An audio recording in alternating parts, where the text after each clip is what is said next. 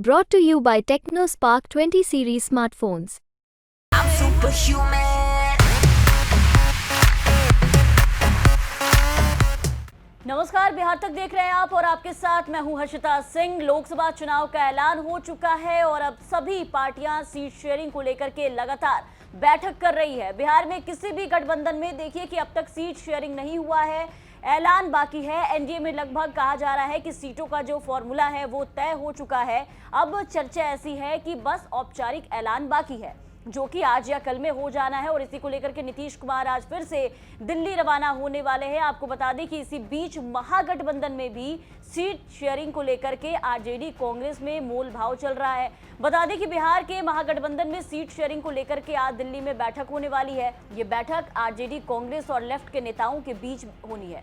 कांग्रेस अध्यक्ष मल्लिकार्जुन खड़गे के आवास पर यह बैठक हो सकती है। और इसी बीच आरजेडी के सूत्रों के मुताबिक जानकारी ये सामने आई कि आरजेडी 28 से कम सीटों पर लोकसभा चुनाव जो है वो लड़ने को तैयार नहीं है।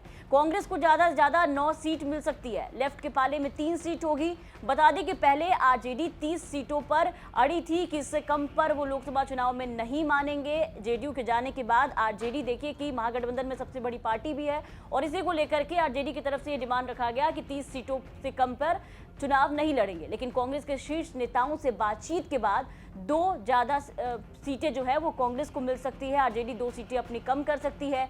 इन सब बातों पर बैठक में चर्चा होगी। महागठबंधन के शीर्ष नेता बैठक में मौजूद रहेंगे।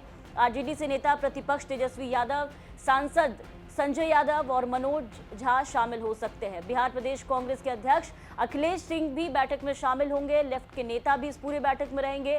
अगले 1 से 2 दिनों में महागठबंधन में सीट शेयरिंग पर बात फाइनल हो जाएगी। एनडीए के ऐलान के बाद महागठबंधन अपना ऐलान कर सकता है। बता दें कि ऐसी चर्चा है कि महागठबंधन एनडीए के ऐलान का इंतजार कर रही थी, क्योंकि ऐसा कहा जा रहा है कि महागठबंधन को इस बात का इंतजार था कि एनडीए जब अपने सीटों का बंटवारा फाइनल कर देगी तो उसमें से कई ऐसे नेता होंगे जो कि नाराज चल रहे हैं। इसमें सबसे ज्यादा कई विधायकों का भी नाम सामने आ रहा है। उसके बाद महागठबंधन उन विधायकों को या फिर उन सांसदों को जिनका पत्ता इस बार एनडीए से कटेगा, उनको अपने पाले में करने की कोशिश करेगी। और इसी को लेकर के महागठबंधन जो है वो एनडीए के इंतजार में थी। वहीं दूसरी तरफ ये कहा जा रहा था कि एनडीए में भी सीट शेयरिंग को लेकर के इतना विलंब हुआ, इसका कारण भी यही बताया जा रहा है कि कहीं ना कहीं वो भी महागठबंधन के इंतजार में थे। लेकिन देखिए कि इसी बीच लोकसभा चुनाव का ऐलान हो गया और अब जल्दीबाजी में आनन-फानन में सीट शेयरिंग पर औपचारिक ऐलान होना है।